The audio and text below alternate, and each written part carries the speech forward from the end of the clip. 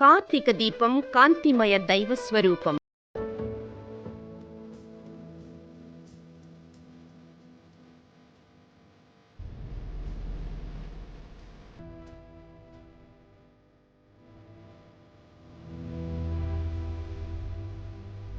గాయత్రి తపస్వి శంబలి నగరిలో November 5వ తేదీన మహాకార్తీక దీప మహోత్సవం. 300 కిలోల ఆవు నెయ్యితో 300 మీటర్ల ఒత్తితో 9 కిలోల కర్పూరంతో వెలిగించబోయే ఈ మహాదీపోత్సవంలో పాల్గొని పంచలోహ గాయత్రి మాత విగ్రహం, శివలింగం, సూర్య భగవానుని విగ్రహం, వెంకటేశ్వర స్వామి వారి పాదాల స్పర్శ దర్శనం చేసుకుని ముక్తిని పొందండి. స్థలం విజయనగరం జిల్లా ఎస్కోట మండలం రాజిపేట గ్రామం.